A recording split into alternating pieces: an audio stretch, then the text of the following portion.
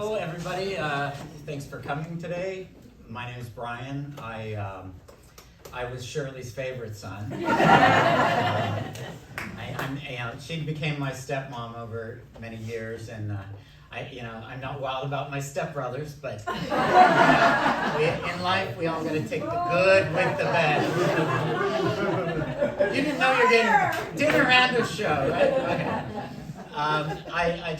There are two things about Shirley that to me was amazing. She was an amazing woman. But I met Ken and Shirley maybe 25 years ago, moved in next door to them. And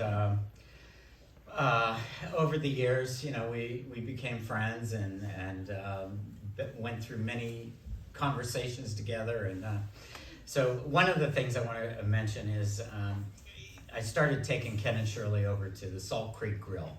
So we'd go there every Sunday night, and the manager would come over and talk to us, and we had a great little thing there.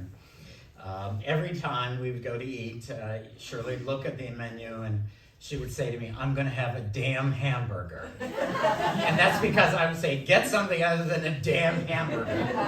And she'd get her damn hamburger and a Diet Pepsi, and then Ken, about 2 drinks in, a drink and a half in, he would start with the jokes. It just started, and she would sit there and start giggling, and wouldn't stop. And he wouldn't stop either. He just kept on with the jokes, and then she would do the giggling, and that giggle that'll stay in my head forever. Were they dirty? No. Well, some of them, they were borderline. Not in my book, they weren't dirty. Oh, I meant to say, coming here, in my world, this is colorful. Just saying. This is not a black or gray suit. And then the second thing was, you may be surprised at this, but Shirley was a very tough cookie. Yeah. She was a tough cookie. And I always drew these women to me in my life that took on that mom role. And Shirley had a tenure there. And prior to Shirley, all of my other moms, when I'd go to them and I was going through a tough time and I'd tear up a little bit, they would cry and hug me. And Shirley just, stared me down. And I'm like, who is this bitch? She didn't hug me, nothing. And she gave me this look that was like, put on your big girl panties, bro, and get out there and get on with your life. And the first time this happened, I left there and I was like, oh my God, and then the next day I realized, she was dead right. What the hell are you whining about? Life is not that hard. Get out there and do it. Or it is hard, but get out there and do it. And I got a test of this a second time. So over the years, I had hired a couple of the Forden children. And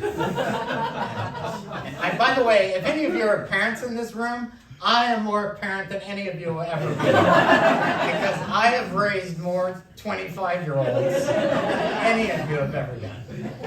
But, so I had to terminate one. Well, I had to terminate both of them, but the first one I had to terminate, I thought, my biggest worry is, oh my God, Shirley's never going to talk to me again. What's going to happen with Shirley? I can't do this. And finally, I got a hold of Ken and Shirley, and I said, hey, can I come over and talk? And I went in there, and they were kind of antsy. It was awkward, and they probably thought I was coming for money or something. I told them, I said, I got to which one was it? You were. They all look alike. And so I had to let her go, and I said, I've got. Which one was it? With Shirley, without batting an eye, she says, well, I hope she learns a lesson for her next time. Oh, shit, this is easy. Oh, by the way, I got to fire this one, too. And so, I realized I was dealing with the Maggie Thatcher of Sunset Terrace.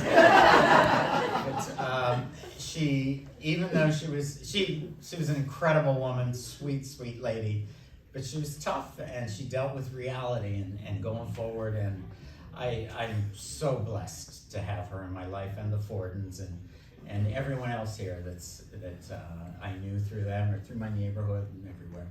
So and Shirley, I love you. I'm sure you're eating a damn hamburger right there with your Diet Pepsi, and keep it up. Keep it up.